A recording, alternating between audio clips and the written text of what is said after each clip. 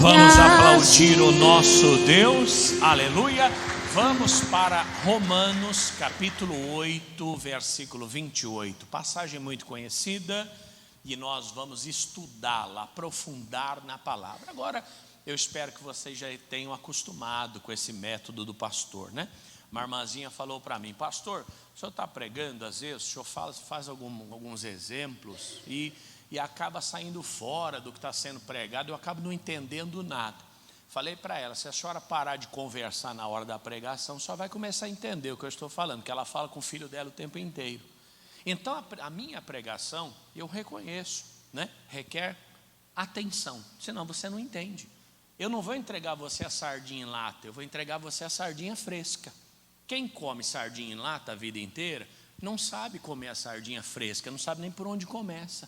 Eu sei comer as duas, né? Comer não é o problema. Não começa, não, irmão, não começa com uma problema, não, né?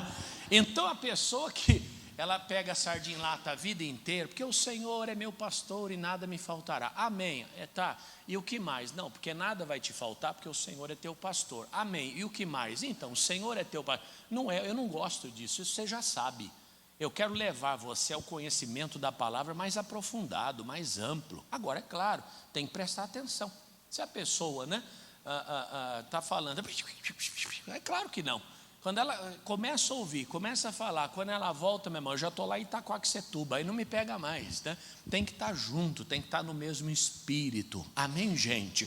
Então a gente precisa revolucionar tudo que a gente tem vivido, e essa é a verdade, começando no nosso coração e na nossa vontade de aprender. Eu quero aprender, eu quero ser profundo nas coisas de Deus, e eu quero levar você junto comigo. Vamos juntos? Então veja só: e sabemos que todas as coisas contribuem juntamente para quê, gente?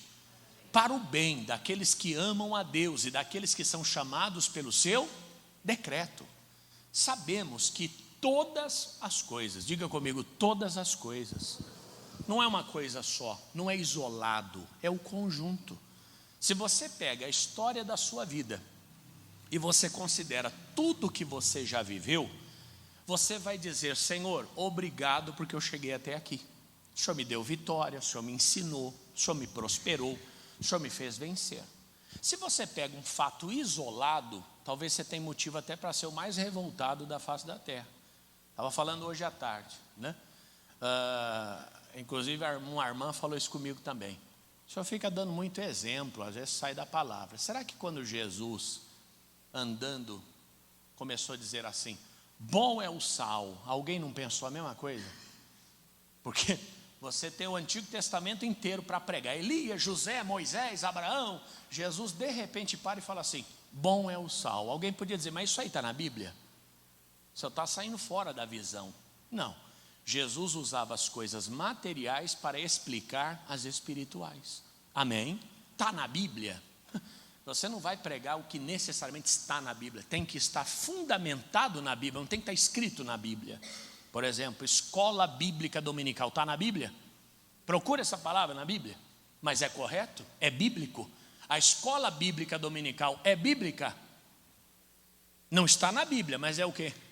Mas é bíblica, porque fundamenta o ensino da palavra. Então a gente tem que ter essa mente aberta, senão dificulta tudo, anda com o freio de mão travado, daqui a pouco a roda pega fogo.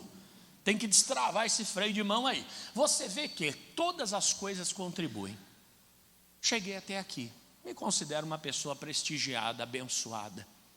Mas quando eu tinha 9 anos de idade, quando os meus pais se separaram, e foi o maior sofrimento da minha vida, eu achei que minha vida ia acabar.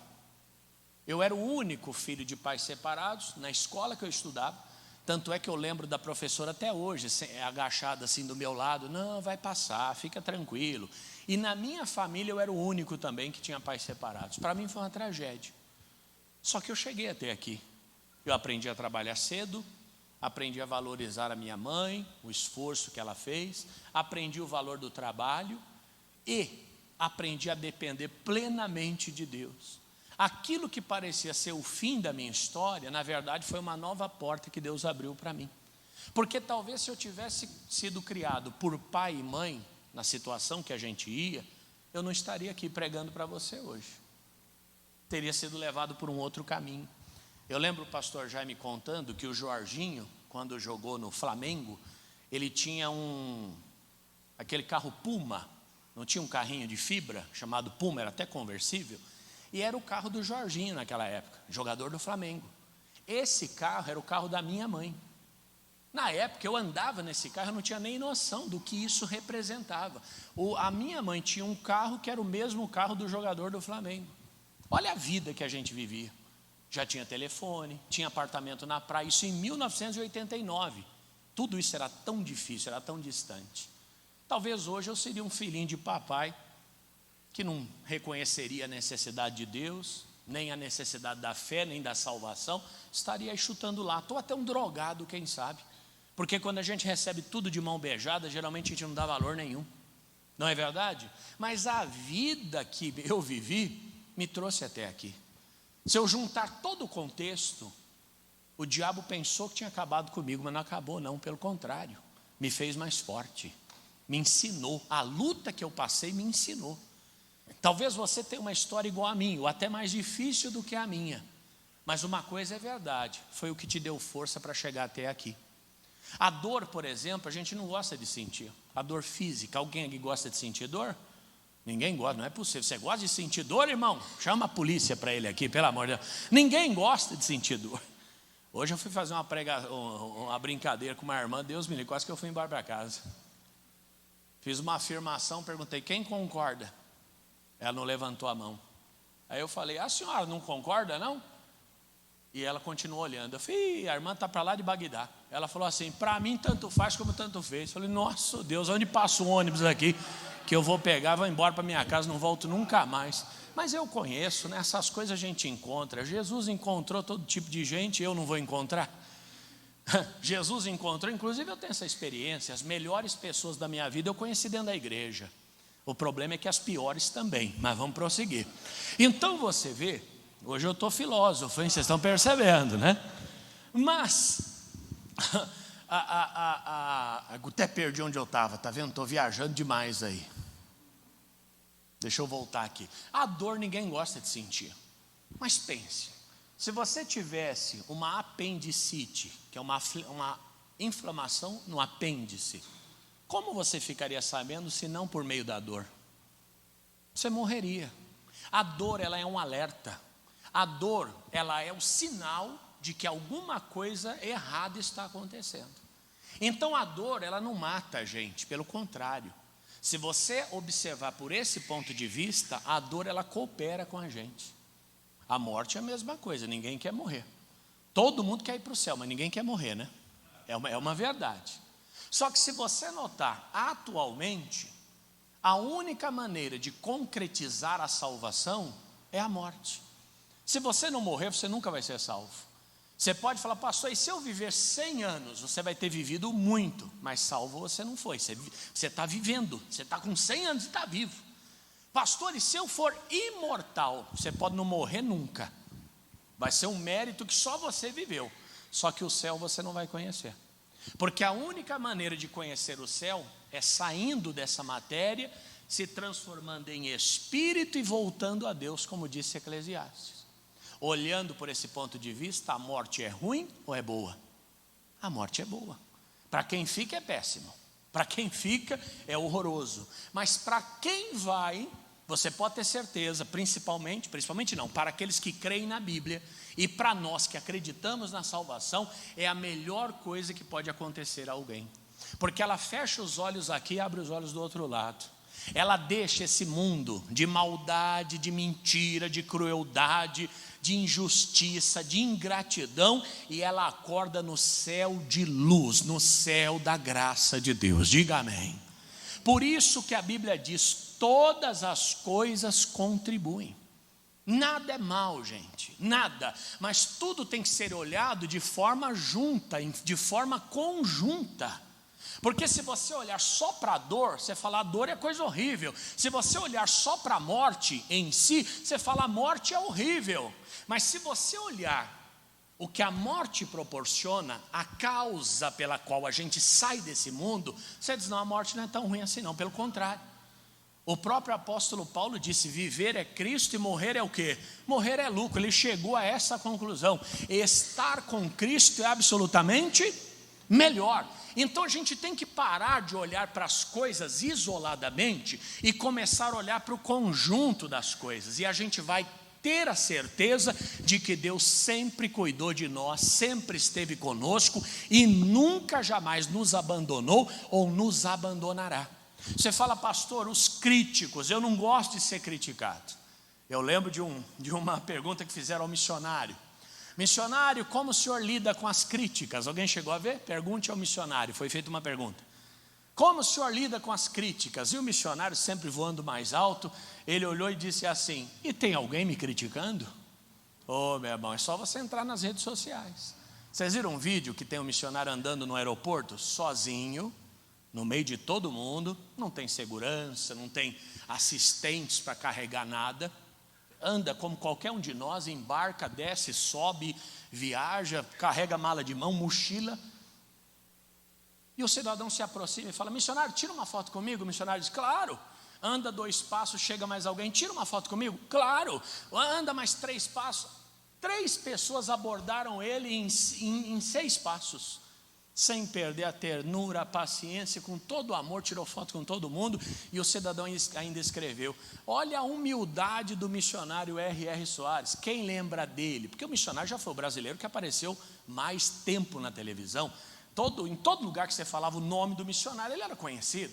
A televisão acabou, vieram novas gerações, a realidade hoje é um pouco diferente, mas o destaque qual era? Olha a humildade do missionário. Alguém chegou a ver esse vídeo? Eu vou compartilhar. Veja os comentários. O outro falando: viajando com o dinheiro do povo até eu. Poxa, irmão, o Papa anda num Papa móvel. E qual é a diferença do Papa para o missionário? Os dois são líderes de uma igreja. Ah, mas o Papa é muito maior. Maior pode ser a igreja, porque o cargo eclesiástico é o mesmo. Amém? Você está entendendo? É segurança, é guarda suíça, é não sei o quê. O que o missionário tem ali embarcando? Uma mochila nas costas e fé no coração para fazer a obra de Deus. Mas os comentários são implacáveis. Resumindo, você nunca vai agradar todo mundo. Você pode ser, como diz o outro, qual é o nome daquele da Índia lá, que andava descalço, o Gandhi. Você pode ser o Gandhi, andar só com lençol amarrado e tomar banho naquele rio fedido. Você também não vai prestar. Irmão, mas não importa isso. O que importa é que no final da história a sua recompensa vai ser grande, a sua vitória vai ser poderosa, porque tudo aquilo que acontece com a gente contribui. Os críticos contribuem com a gente. Você fala: pastor, eu não gosto de ser criticado. Ninguém gosta. Mas a crítica, o que ela faz? Ela faz com que a gente cresça, com que a gente melhore. Ela faz com que a gente amadureça. E vou dizer mais: talvez um inimigo, não é bom ter inimigos e que a gente não tenha nenhum, mas às vezes não depende só de nós, às vezes os inimigos que querem ser. Você não pode ser inimigo de ninguém, mas não significa que você não terá inimigos. É impossível. Mas eles podem nos ajudar mais do que os nossos amigos. Por quê? Menino pode ser feio, parece o diabo, está amarrado, mas a mãe sempre vai dizer: é lindo. Alguém fala: aonde? Não, ele é bonito por dentro. Mas então vira do avesso, pelo amor de Deus. Quer dizer, bicho é feio que só. Criança acabou de nascer, nasce inchada, desfigurada, arrebentada, nasce roxo, azul. Você dá no braço da mãe, o que a mãe fala? Que lindo. Só ela acha, mais ninguém. Amigo é a mesma coisa. Amigo está aí para o que der e vier. Tanto é que é amigo. O inimigo não. O inimigo, ele pega o seu ponto fraco para te atingir. Ele pega o seu ponto fraco para tentar te derrubar. Sim ou não? Mas o que é que ele pega? Acabei de falar. O que ele pega para te destruir? Ou para tentar? O ponto? Então você não precisa nem de esforço. O seu ponto fraco você já conhece. Os seus inimigos te mostram. Não precisa ir longe. Os seus inimigos te mostram. Quando você briga com a sua mulher e ela está com raiva de você, é melhor você anotar tudo o que ela fala, porque é o que de fato ela pensa de você. Verdade. Se ela falar, você é um ignorante, então você é mesmo, é o que ela pensa de você. Só que ela não vai falar isso todo dia. É só na hora da raiva, não é verdade? O inimigo, ele vai falar o tempo inteiro. Você é isso, você é aquilo, você é não sei o quê. E às vezes a gente acha que isso vai nos destruir, não vai. Vai dar condições da gente o quê? Melhorar e fechar as brechas da nossa vida. A pessoa fala, esse camarada sei lá, é um arrogante. Uma oportunidade para você rever seus conceitos e tornar-se uma pessoa mais humilde. O outro fala, ele é petulante. Uma oportunidade de dizer, não, eu tenho que me policiar, né? Eu tenho que me policiar. Falei para a Lívia, né? A irmãzinha falou que eu conto exemplos, eu viajo demais. Ela não está de toda errada não, que às vezes eu viajo tanto que eu até esqueço o que eu estava falando antes. Se eu esqueço, imagina você. Aí o que eu vou fazer? Eu vou me ater ao que eu estou falando, eu vou usar isso para corrigir, talvez o excesso. Não vou mudar minha essência, minha personalidade, o jeito que Deus me usa, até porque nesses 25 anos eu sempre tive sucesso na presença de Deus, e sucesso não é poder, não é nada disso, sucesso é realização. Abençoei, fui abençoado, curei, fui curado, dei, recebi. Resumindo, fui feliz até aqui. Só que às vezes o exagero tem que ser corrigido, porque todo mundo aqui tem o que melhorar, não tem jeito. Você fala, pastor, sei lá, emagreci 3 quilos, o camarada vai falar, então você tem que emagrecer mais 5 agora. É que nem no exercício. Agora estou falando de exercício que você já sabe, né? Agora o camarada está demais, irmã. Mas essa semana eu já avisei que eu não vou, viu? Já pedi dispensa. Camarada pega um peso 50 quilos. Uau! Daqui a pouco ele está levantando aquilo tranquilo. O que ele tem que fazer? Aumentar o peso. Porque se fica confortável não muda nada. Eu, por exemplo, vou fazer, não é o caso, mas vou fazer um exercício na perna. Aí coloco 30 quilos na perna. Meu Deus, eu carrego 120 o dia inteiro. Não faz sentido eu colocar 20 quilos de peso na perna. Eu tenho que colocar pelo menos 100 para poder fazer valer alguma coisa. Estou falando de academia? Não, eu estou falando de crescimento. Você, a gente tem sempre que crescer. Agora, nunca considerar o inimigo como destrutivo. Não, você tem que se proteger dele, mantenha a distância dele. Inimigo você não dá as costas, de jeito nenhum.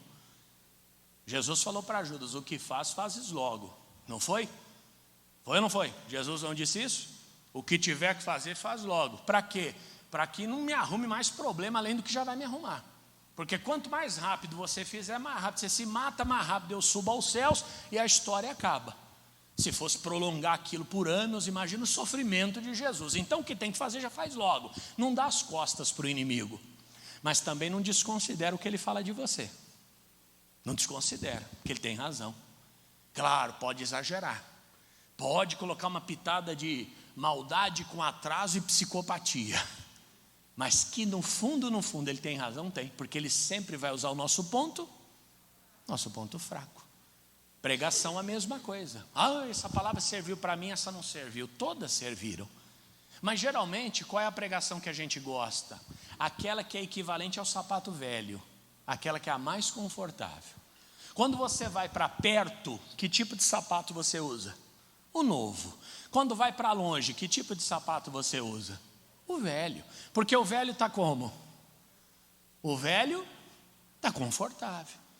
Meu irmão, se você quiser fazer da pregação do mesmo modo que você faz com o teu sapato, você não vai mudar de vida nunca.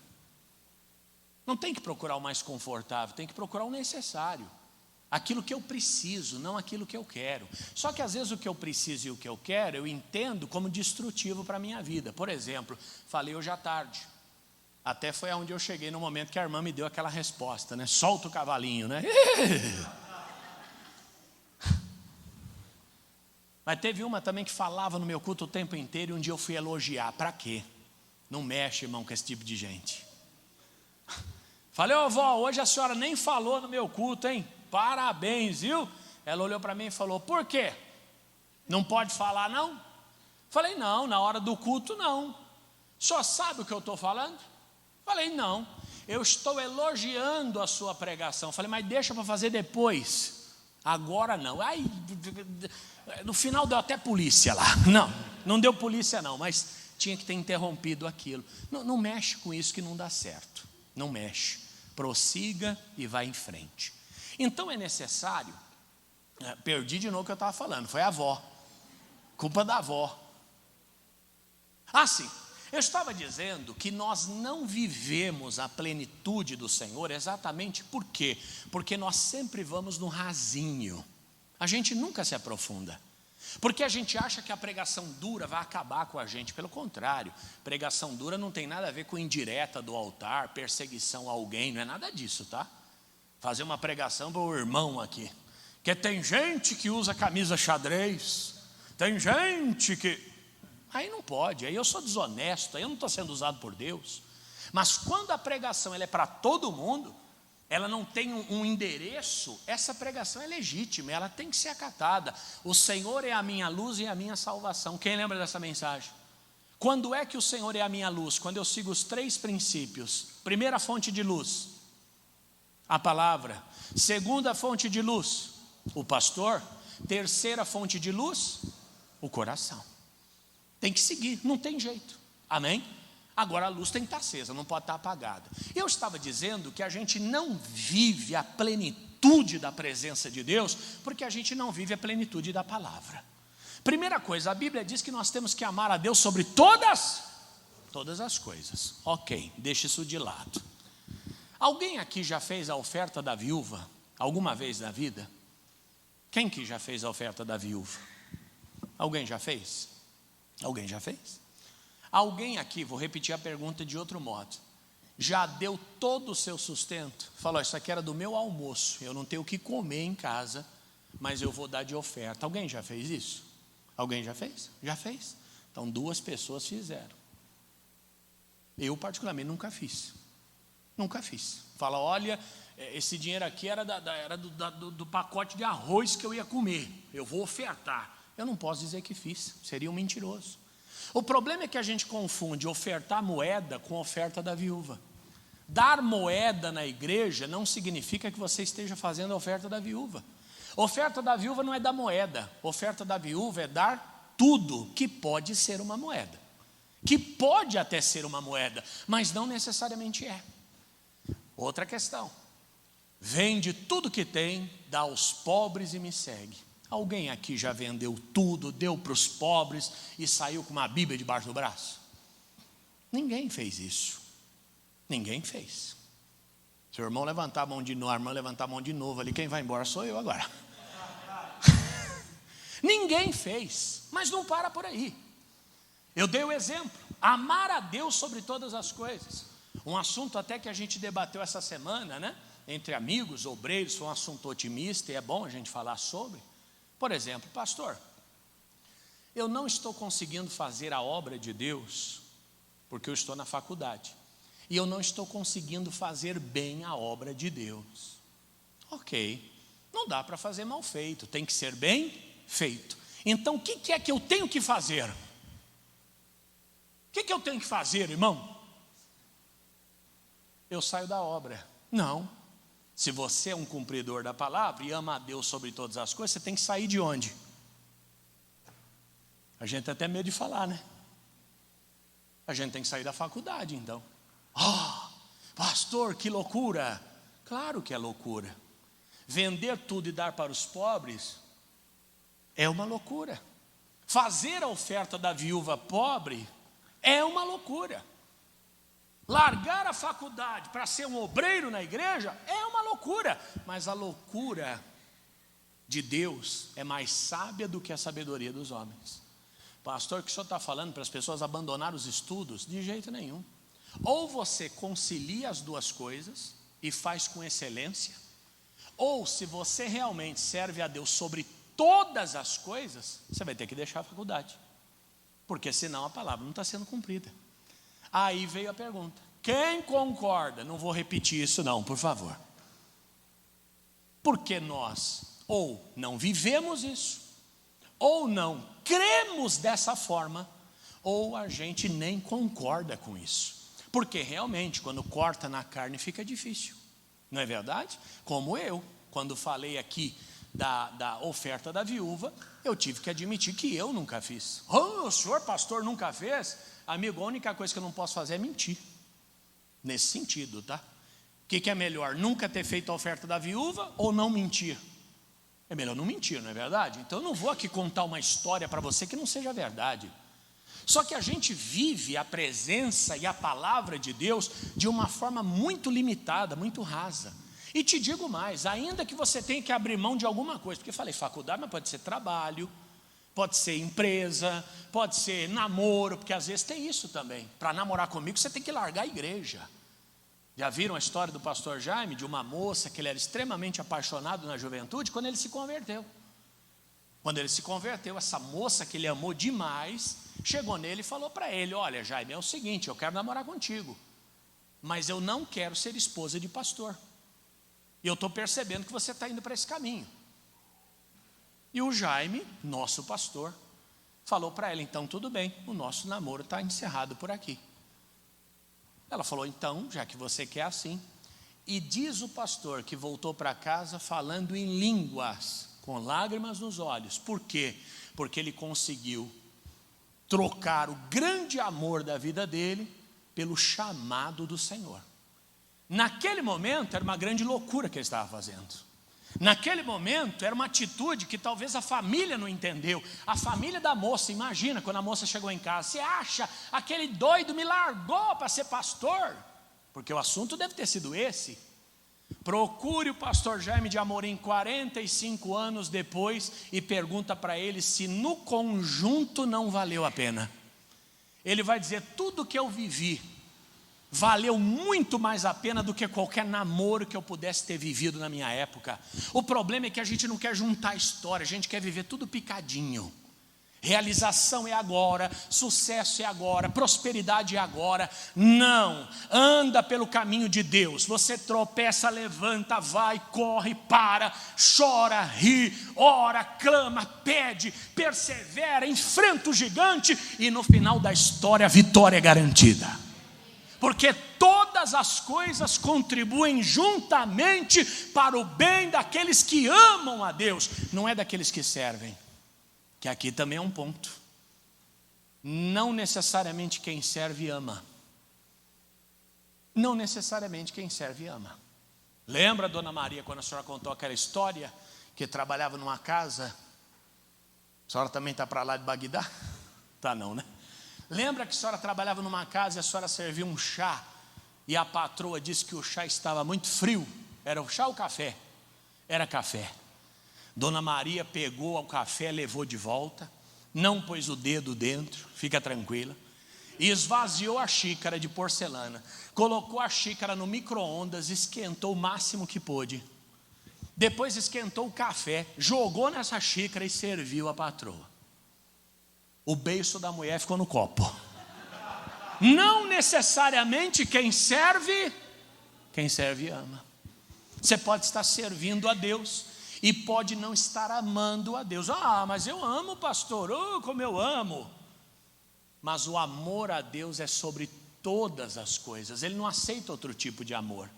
Por isso que algumas pessoas dizem assim: olha, eu já passei por Portugal, mas ele só ficou no aeroporto, ele não saiu do aeroporto, foi uma escala. Ele desceu em Portugal, saiu do portão 36, foi para o portão 59, pegou outro avião e embarcou para a África do Sul. Cadê a irmã Ercília? Foi para a África, a senhora passou por onde? Isso, mas teve uma escala. É direto Brasil, Angola? É porque é linha reta, né, na África. Quem já pegou voos assim? Pegou? Cadê? Foi para onde, Ângela? Você vai para o Japão, irmã, fazer o que lá, crê em Deus Pai Todo-Poderoso? É mesmo? Foi para o Japão, e onde é que você fez escala? Em Londres, desceu? Deu uma olhadinha no vidro? É mesmo, mas eu acho que o Japão é mais interessante. O Japão é legal. Isso, fazer o reabastecimento e tudo mais. Voltou para dentro do avião e foi embora. Você conhece Londres? Não. É Ela não saiu do aeroporto, ela conhece o aeroporto de Londres e um pedacinho, porque os aeroportos fora do Brasil são do tamanho dessa cidade. Tem até metrô dentro do aeroporto para levar você de um terminal a outro, tão grande que é. Resumindo, tem pessoa que ama a Deus, diz, mas nunca nunca saiu do aeroporto. Ele está sempre na zona de conforto. Hoje dá, hoje não dá. Hoje mesmo às 7 da manhã tocou o relógio. Eu fui, pum, desliguei. Tocou de novo. E eu, pim. Daqui a pouco, irmão, era 7h30 quando a Lívia chegou, falou, você está dormindo ainda? Eu tinha desligado o celular e não tinha percebido. Resumindo, se a gente for dando aso a isso aí, você dorme, meu irmão. No domingo você vai acordar 10h30 da manhã. Ainda acorda que nem gato esticando assim. É ou não é? Porque quem tem compromisso tem que pular da cama. Oferta é a mesma coisa. Abriu a carteira, se você ficar olhando,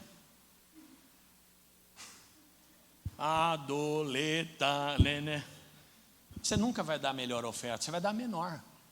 Vamos ser sinceros.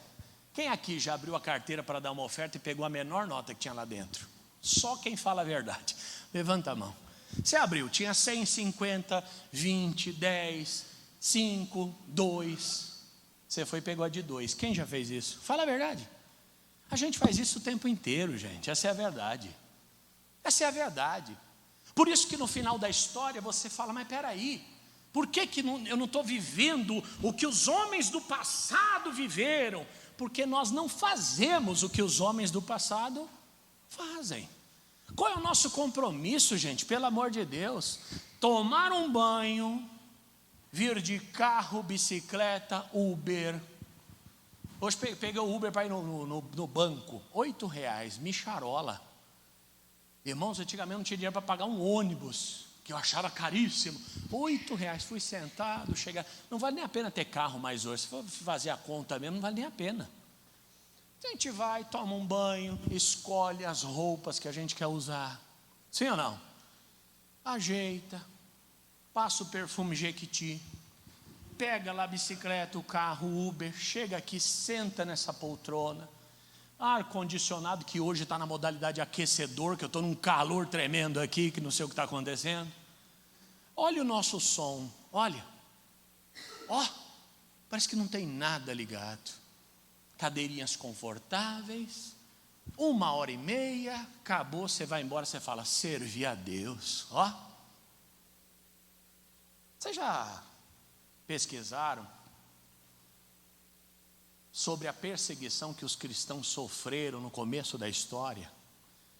Meu irmão, o escritor do livro Torturados por Amor a Cristo, que foi vítima do comunismo, lá na Europa, no leste europeu, para aquele lado, ele foi posto dentro de um caixote com pregos de todos os lados assim, atrás, dos lados e na tampa, e fechavam aquele caixote com ele dentro, prego na frente, cheio, espetos, né, que é mais do que prego, é grande, espetos do lado e espetos nas costas, só cabia ele. Você fala, pastor, é só não se mexer. 2 dias. Como é que você faz? Sabe por quê? Porque ele era cristão. Se hoje a gente não está disposto a sair de casa para sentar nessa cadeira, será que a gente vai estar disposto a entrar numa caixa de pregos, irmão, para servir a Deus? Pastor, eu saí de casa para ouvir isso. Você deveria estar ouvindo isso desde que entrou aqui pela primeira vez. O problema é que a gente às vezes quer a sardinha em lata. É só abrir e comer. Mas a sardinha não é assim não, viu, meu irmão? A sardinha é fresca, vem com cabeça, com escama, tem que limpar, tem que trabalhar. Esse é o evangelho de Cristo. Agora diz a Bíblia, todas as coisas contribuem juntamente para o bem daqueles que amam a Deus. É verdade, houve sofrimento, houve dor, houve luta? Houve. Mas olha a igreja do Senhor que alcançou os 4 cantos da terra. Os apóstolos de Jesus em Jerusalém, calmos, serenos e tranquilos, pregando de crente para crente, porque Jerusalém é o berço da fé, de Abraão, Isaac, Jacó, José, Davi, Salomão, Isaías, Jeremias, Ezequiel, Samuel, todo mundo dali, todo mundo vizinho. E os apóstolos ali, no evangelho de Cristo, mas não saíam, porque estava tudo muito cômodo, de crente para crente. Até que Tiago foi decapitado. E começou a matança de cristãos. O que aconteceu? Eles foram perseguidos e tiveram que fugir. Se espalharam por tudo quanto é lado. Foram para os lugares mais distantes que você possa imaginar. África. Hoje é Alemanha, mas naquela época, nem sei como chamava aquela época. Mas já existia civilizações aí em cima. E o evangelho se espalhou, sabe por quê? Por causa da perseguição. Se não fosse a perseguição, hoje nós não estaríamos aqui. Em outras palavras, todas as coisas contribuem juntamente para aqueles que amam. O que você tem vivido hoje? Pastor, estou vindo a pé para a igreja porque eu não tenho dinheiro do ônibus. Você está no melhor momento da sua vida, porque você está semeando para colher e colher em abundância. Pastor, estou sendo criticado. Essa é a hora para que você possa ser lapidado, preparado para ser uma pessoa melhor do que foi ontem. Pastor, uma porta fechou para mim. Uma porta nova só se abre quando a anterior fecha. E se uma porta fechou para você, outra maior vai abrir na sua vida. Diga aleluia! Mas o crente não está preparado para isso. O Deus que Nossa Senhora mandou uma mensagem um dia. Ô pastor, entreguei o dízimo ontem e hoje eu fui mandado embora, o senhor me explica? Eu falei, explico, irmã, dízimo não é seguro-desemprego não. A senhora achou o quê? Por ser dizimista não poderia ser demitida da empresa? Agora é claro, o crente que conhece Romanos 8:28, o que ele tem no coração? Que todas as coisas contribuem para o bem daqueles que amam a Deus. O que você tem no coração hoje? Ei pastor, estou na igreja, minha vida não muda? Talvez você já esqueceu de onde saiu. Ei pastor, quanto mais eu rezo, mais assombração me aparece. Talvez esteja precisando parar de rezar e orar de verdade, com sinceridade, com entrega, com o coração. E os milagres não acontecem na minha vida, é claro. Uma fé rasa, superficial, que não tem entrega, que não tem autonegação, a gente só quer o que é gostoso, o que é confortável. Eu falo para a Lívia às vezes, pego no pé dela, a gente não pode querer só o que é gostoso. Sabe aquele negócio? Vamos para o sorvete? Agora. Vamos baixar a fatura da internet? Amanhã a gente faz. Esquece, irmão, o sorvete ninguém esquece. Vamos no rodízio de sushi? Só se for agora. Vamos na Previdência Social ver como é que está a situação do seu documento lá? Não, isso aí a gente faz depois. Mas irmão, aí ela retribuindo falou para mim, está só me olhando de rabo de olho ali, irmão, depois você me dá um problema tremendo. Ela falou para mim, sua vida não é um morango não, olha a história dela. Mas olha meu irmão, guarda no coração essa mensagem. Até os nossos inimigos são importantes, a perseguição é importante, a dor é importante, as experiências são importantes, seja elas ruins ou boas, porque você ama a Deus, e quem ama a Deus, todas as coisas contribuem para o seu bem. Vamos aplaudir a Ele com amor no coração. Oh glória a Deus! Cusce Júnior 325 é o endereço da Vitória na cidade de Bauru. Eu sou Márcio Fatioli, espero você no domingo às 8 horas da manhã. Que Deus abençoe a todos e até a próxima oportunidade.